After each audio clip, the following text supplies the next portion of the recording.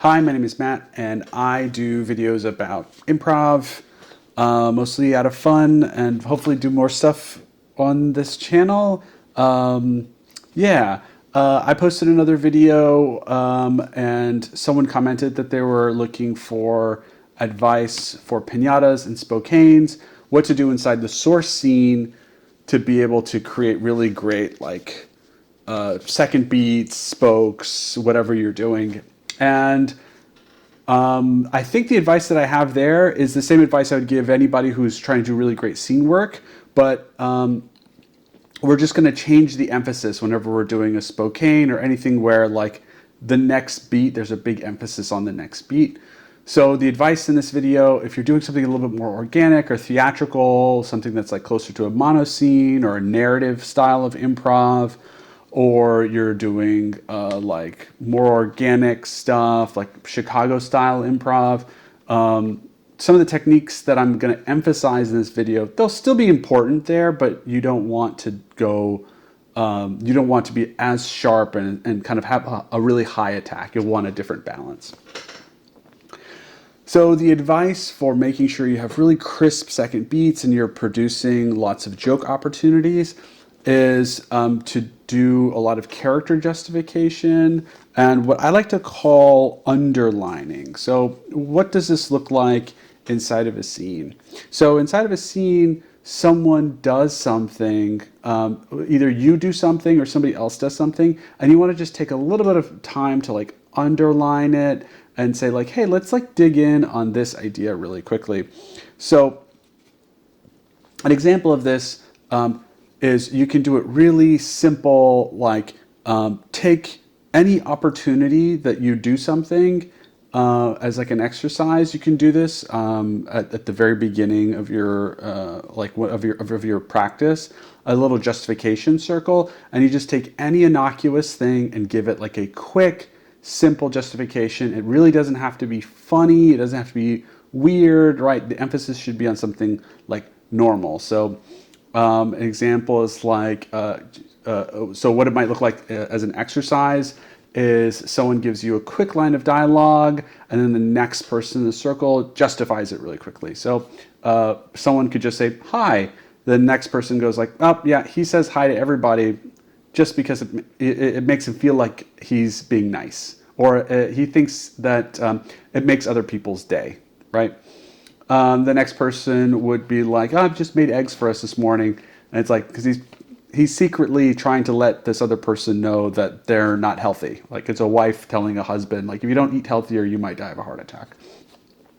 Notice how these justifications can be really simple and baseline, but we want to do them really quickly. So that's what you could do in a warm-up. And then inside of a scene, just as people are acting and doing things, you can take a moment and underline it and say, hey, like, why is it that you just did that thing? That's one, that's kind of like the weaker way of doing it. I think it's great because it gives that person the opportunity to take ownership of their idea if they did something really wacky. Or you can just give them the reason why they do it. So if someone barges in through the door, you could be like, are you being chased down by your neighbor again? Or are you running away from the cops again? Right? That's a very quick justification that explains why this person might barge through the door and gives us a little, like, it won't necessarily produce an immediate joke, but it will give us enough of a justification that we want to learn more or have that person fully explain. So if someone barges into the door, you go like, did you barge in because the cops are chasing you? And you go like, yeah, like you make fun of one cop. You go oink, oink, oink in front of one group of cops, and all of a sudden they don't like you so much, little pigs.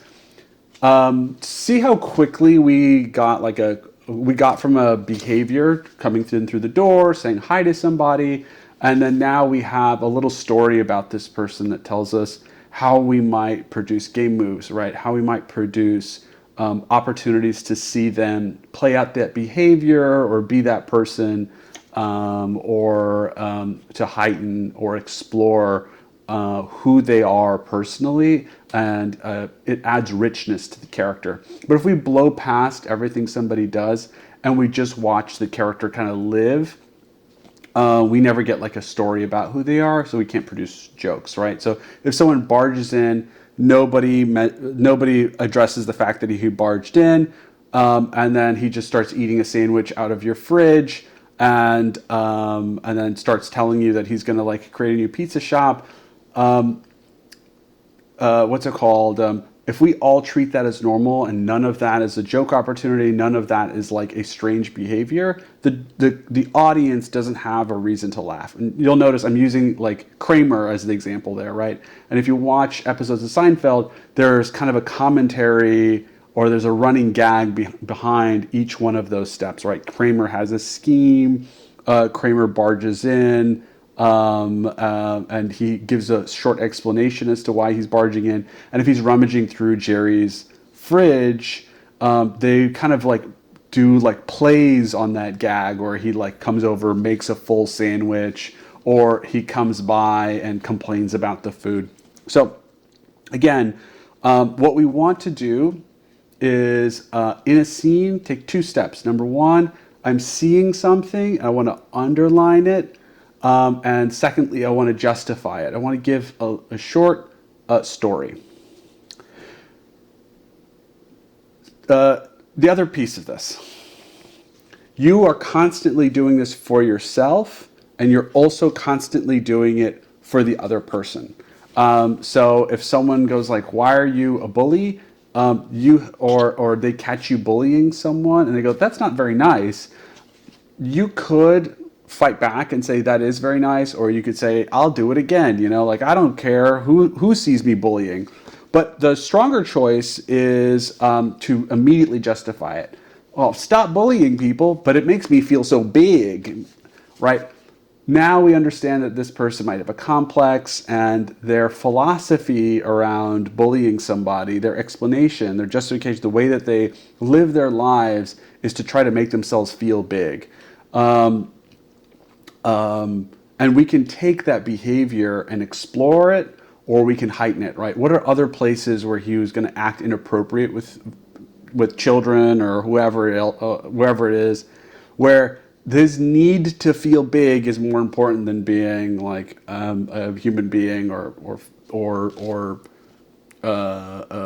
acting like a normal human being would, right?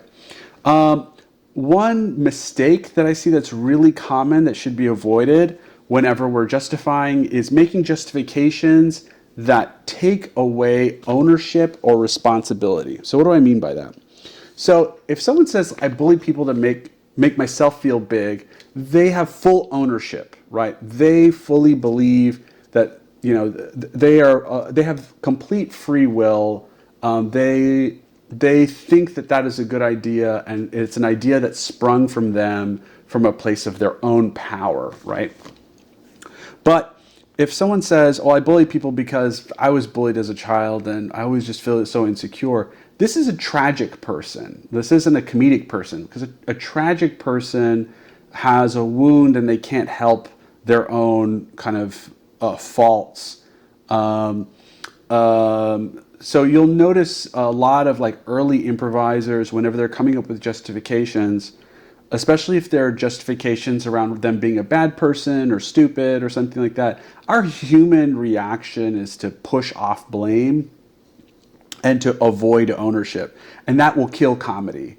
Or to give us a dramatic reason, right? Like, I was actually wounded, and you don't have any right to laugh at me because I went through this difficult time. And you'll see that immediately kills the joke, because the audience doesn't want to laugh at someone, often doesn't want to laugh at somebody who can't help the situation that they're in. Yeah, there are examples, and I'm sure in some like social circles you'll be able to get a laugh out of people, struggling against who they are. But most of that comedy has died, and it really isn't as strong as most people think it is. And I think an example of this that people point to is like Borat, right? But and the idea is like he's a foreign guy and he's like misunderstanding or whatever. But actually what's funny about Borat is Borat explains his thinking And in explaining his thinking, he takes full ownership of his viewpoint. He seems to have some awareness of feminism, right? But he can go through an interview and make jokes at the expense of sort of I'm thinking of one scene in one of his like movies, right? He can make jokes with kind of an awareness of what's going on. That's what makes it funny. It's not that he is being mean to feminist academics. It's that his justification makes him an absurd and like what's it called? A character we can point and laugh at, right? But at the moment he like turns around and goes like, well, actually, the reason I have some of these beliefs is because I was raised in a culture that looks this way, and I've never considered any other point of view. All of a sudden, Borat isn't a comedic character who owns what he believes. He's someone who is a product of his circumstance and not somebody to make fun of. So an important thing to keep in mind whenever we're doing this justification process is making sure that the character has full autonomy and thoroughly believes the idea. And if you don't feel comfortable with a character believing an idea, you can always reject the idea. You can always, you don't have to accept what someone puts on you. So if someone goes like, this guy does it because he's racist, you can be like, no, I'm not. All right. Improv yes and doesn't require you to say yes to that thing.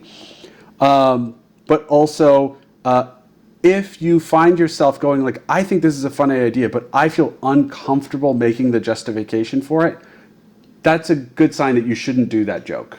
That's a good sign that your internal moral compass is telling you that the justification, the reasoning, it rubs your moral sensibilities the wrong way. Okay. So the big piece of advice there is, if it's something, if it's a justification, make it something that somebody fully believes in and has complete control and sobriety of their own thinking, that, you know, this is what I think is true and I have good reasons to believe that it's true. And I do it to an absurd extent, right? Okay. There is one more exception here, and that is if somebody does something that they can't help, making it something innocent goes a really long way. So my favorite example of this is in the show Frasier. One of the episodes, Frasier's brother, it's explained that every time he lies, he gets a nosebleed, right?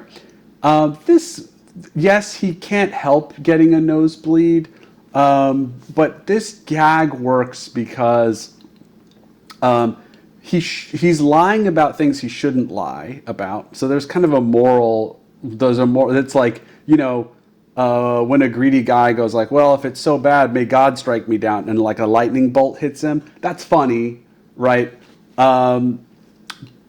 Because there's another element of like, okay, so this person is a bad person, or they're doing a thing that's morally not right, and they're getting kind of just desserts. Another example of this is like an older man who's using a walker and is trying to cross the street. If he falls down a manhole, we might all go like, oh my God, that's sad.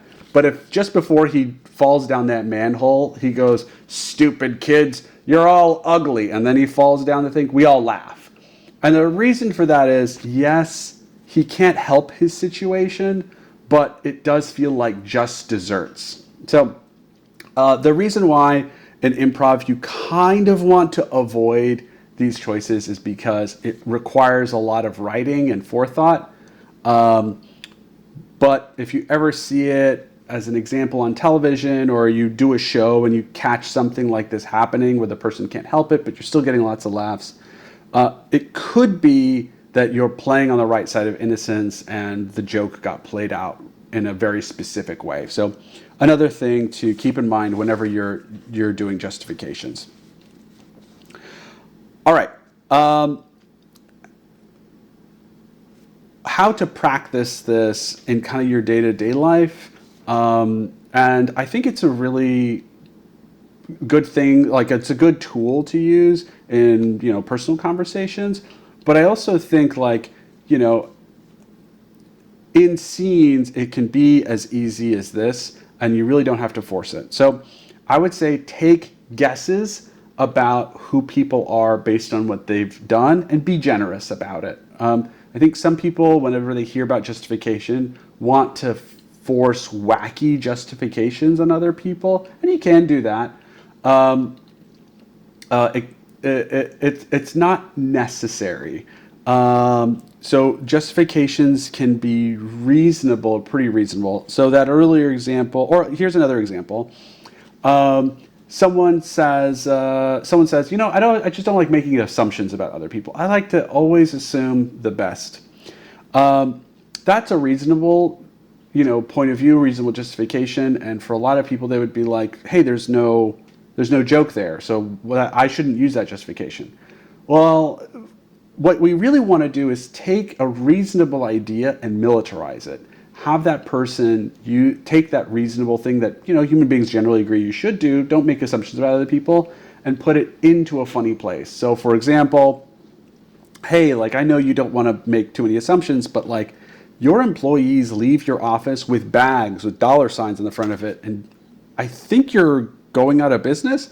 And the guy goes, we're going out of business because I'm not a good businessman, but my employees are crazy loyal. And in the background, you hear one of them go, fuck you, Fred, or whatever, right? So notice how this is a pretty normal justification. It tells us something about that person. We didn't have to force it to make it a funny thing, but we're getting there because we can change the context through the magic of improv, and we can add more detail that shows that this person's ownership of this idea that they shouldn't make assumptions about other people is maybe flawed because they take it too far, right? So you can always militarize good behavior or a justification that makes sense to the place where it doesn't make sense. All things in moderation. Yes, all things in moderation, except moderation, which is I do it to the extreme, right? That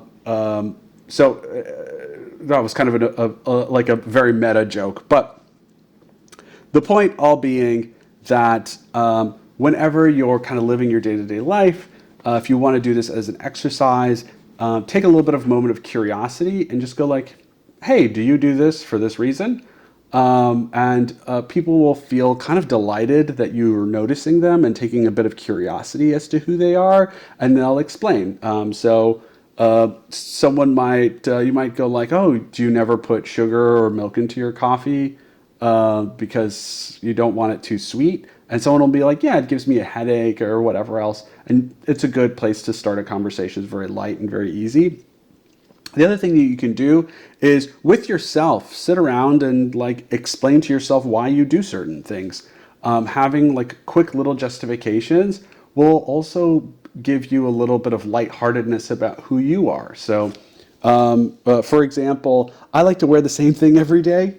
I wear a lot of blue shirts, and partially it's because in the morning, if I had like a lot of different clothing, I would put on a little fashion show for myself. I'd really overthink it and whatever else. I'm like secretly really into different kinds of clothes, but I wear a uniform every day because I'm just an anxious little guy.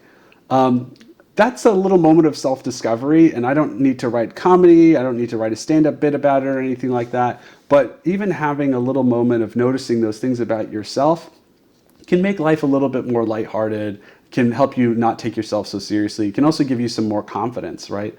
How many times has someone been like, hey, are you like this? And you're immediately defensive about it and whatever else and come off kind of insecure. But instead, imagine the number of times where someone goes like, you're a bit shy. And instead of going like, oh, wow, I'm actually pretty outgoing, you were like, yeah, I am kind of shy. I like to feel people out before I talk too much because, I'm a big sharer or whatever your thing is.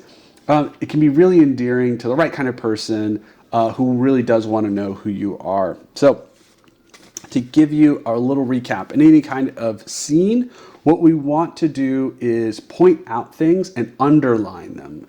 Things that the other person does, things that you do, And you want to give a short explainer. And you can do this as often as you like within a Spokane or a Spokane. So, like I'm always reading because I just don't like talking to people, right? Really quick, simple justifications. And then we can make choices about how we want to make that funny, whether by exploring them or heightening them. And I'll do another video about exploration moves or heightening moves, but today I just want to talk about justification and why it's really important to building character for other people and yourself. So this is who I am. This is my philosophy. So step one is to underline it. Step two is to justify. So once you say, hey, I engage in this behavior, you want to make sure that we're justifying that behavior in some way as a personal philosophy.